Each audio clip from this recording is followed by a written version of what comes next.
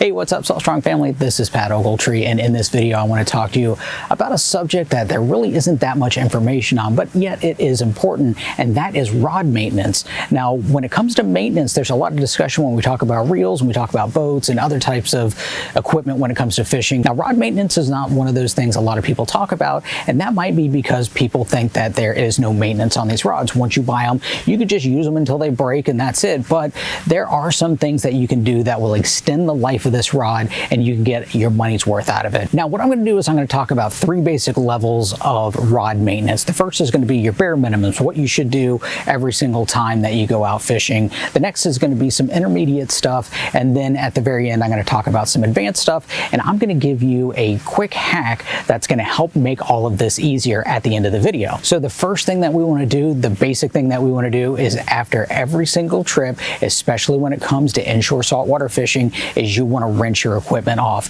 And you want to rinse it off with not a strong stream of water. It's not the high pressure. You want to put it on the shower if you have a shower setting, or you want to put it on a mist and just give it a nice rinse down. And we want to do it from top to bottom. So not only are we doing the reel, we're also doing the rod, and we're hitting each one of these guides on the way up, and maybe even giving a little bit of a rub with your hands to help break up that salt.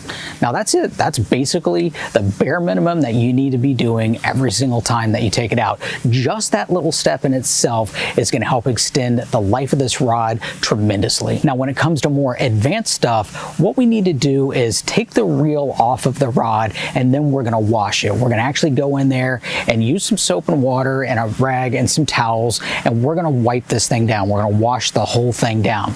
So what you need to do is you need to go in and make sure and wash right around the reel seat itself. Make sure there's no gunk that's built up or any salt deposits or anything like that. Wash that out, and then slowly work your way up the rod, and make sure and pay close attention to the hook keeper and the feet of the guides themselves. These are the areas that are susceptible to corrosion the most, and especially these little thin wire hook keepers. I've got a couple of rods that I didn't maintain well enough, and that thin wire hook keeper actually rusted all the way through, so keep an eye on that. Now, what I like to use when I'm cleaning these rods is just basic water with a little bit of dish soap. You can use a small hand towel or even a brush and work your way all the way from the butt section all the way up to the tip of the rod and hit each one of those little nooks and crannies. Now, when it comes to cleaning the handle itself, what I like to use is a dish sponge. I like using the blue sponge and not the green one, because the green one is more abrasive and it can take off more material on this cork.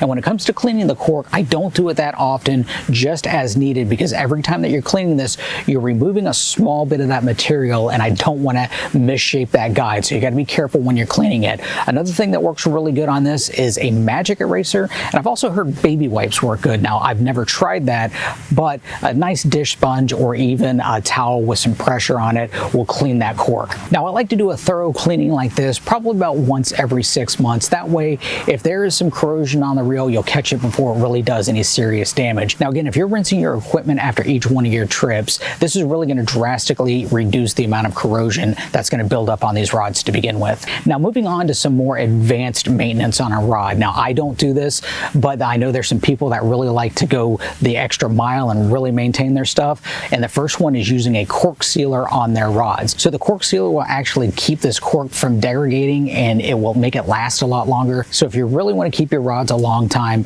and really maintain these to the highest level, then using a cork sealer can help these handles last longer. So another thing that you can do for a high level of maintenance is actually put some wax on the blank of the rod itself. So what the wax is going to do is it is going to have a sacrificial layer that the sun will eat away instead of the finish of the rod. So that will make your rods look better for a longer time. So to wrap things up, what you want to do is after every single one of your trips is you want to rinse your gear off with some fresh water. Don't use a strong stream of water, just a gentle shower, and make sure and do the whole rod from the butt all the way up to the tip, paying attention to the hook keeper and the guides. And about every 3 to 6 months, what you'll want to do is take the reel off of the rod, and you want to give the rod a thorough cleaning, making sure to get to those areas that you normally couldn't get to down here in the reel seat, and pay real close attention to the hook keeper and the feet of the guides using either a nice soft toothbrush or even a Q-tip,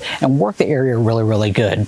And if you really want to get more advanced, then you can use the cork sealer on the handle, and you can use the wax on the blanket itself, and that'll make it last a long time. So as the bonus tip that I promised you in the beginning of the video is, one thing that I carry in my truck at all times is going to be a 1-gallon garden sprayer, and I fill this with fresh water. And the reason why I have this is as soon as I get off the water and I'm loading my kayaks up, what I can do is I can spray my equipment down with some fresh water, and by the time I get home, it's going to be nice and dry and ready to be put away. You can pick these up on Amazon or one of the box stores, whether it be Walmart or Home Depot or even Lowe's. They're right around $20, and this will save you a ton of money and pain and frustration. So I hope you like this video, and I hope you learned some things. And if you've got some rod care that you'd like to add down on the bottom, I'd love to hear from you. Just put those down in the comments below. And as always, I really appreciate you watching the video. And being a traveling fishing coach, you never know where I'm going to end up next. And maybe I'll run into you in the water, but if I don't see you on the water, I'll see you in the next video. Thanks for watching and have a good day. Bye. And if you're new to Salt Strong, just know that we are the best online fishing club in America, where we guarantee that you'll catch more fish in less time, and we do this through premium education and our new app called Smart Fishing Spots. This app will actually show you where and when to fish, along with so much more. And our insiders get a huge discount on all the tackle that they need to become a successful inshore fisherman. And they make friends fast, or it's free. For more information, go to saltstrong.com, and until then, we hope to see you in the insider community soon.